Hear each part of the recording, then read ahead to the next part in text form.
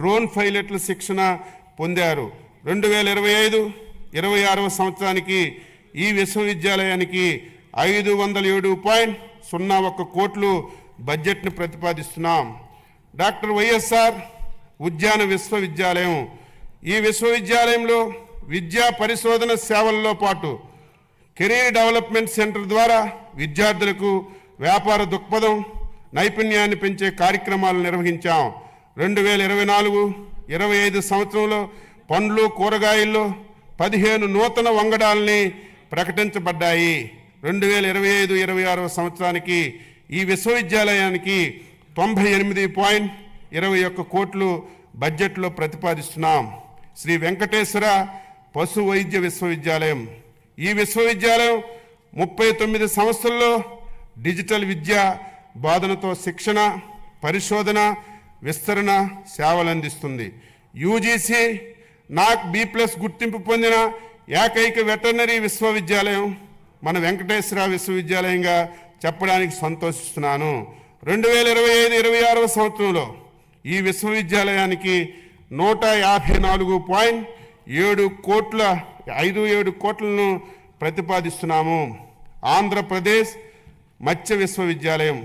కొత్తగా ఏర్పాటైన AP fisheries యూనివర్సిటీలో మౌలిక వసతులు, ఫ్యాకల్టీ బలోపేతం చేసేందుకు 2025-26వ ఆర్థిక సంవత్సరానికి 38 కోట్లు బడ్జెట్లో ప్రతిపాదిస్తున్నాం. ఉచిత వ్యవసాయ విద్యుత్ పథకం. రైతులకు 9 గంటలు ఉచిత విద్యుత్ సరఫరాకు మన ప్రభుత్వం కట్టుబడి ఉంది. అదేవిధంగా ఆక్వా రైతులకు గతంలో విద్యుత్ యూనిట్ ధర 3.85 పైసలు ఉండగా మన ప్రభుత్వం రాయితీపై 1.50 యూనిట్ ధరతో విద్యుత్ సరఫరా చేస్తుంది. 2025-26వ సంవత్సరానికి ఈ 2 పథకాల అమలు కోసం 12,773.25 కోట్లు ప్రతిపాదిస్తున్నాము. వ్యవసాయానికి ఉపాధి హామీ అనుసంధానం.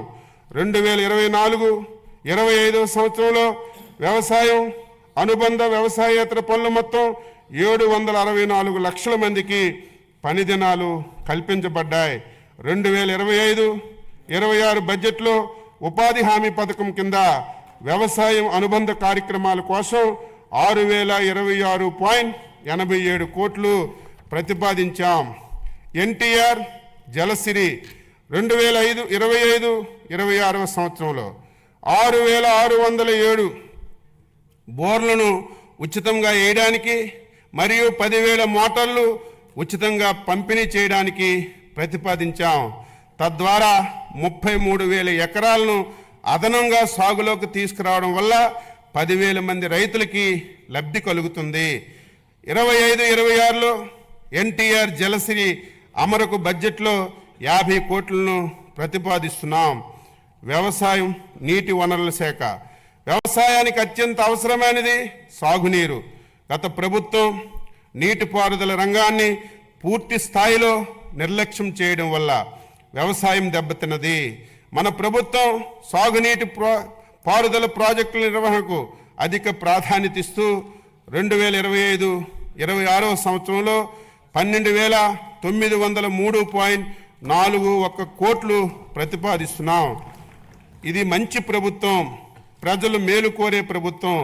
రాష్ట్ర ప్రభుత్వం తరపున వ్యవసాయం మరియు అనుబంధ శాఖల బడ్జెట్ కింద 2025-26వ సంవత్సరానికి గాను మొత్తం 48,341.14 కోట్లు 48,341.14 కోట్లు ప్రతిపాదిస్తున్నాను.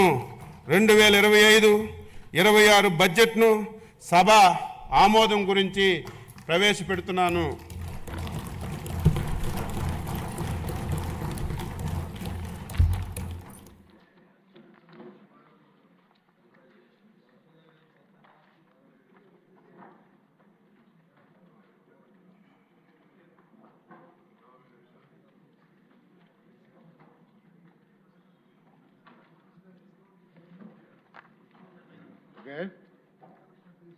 మరి ఈ బడ్జెట్ వ్యవసాయ బడ్జెట్,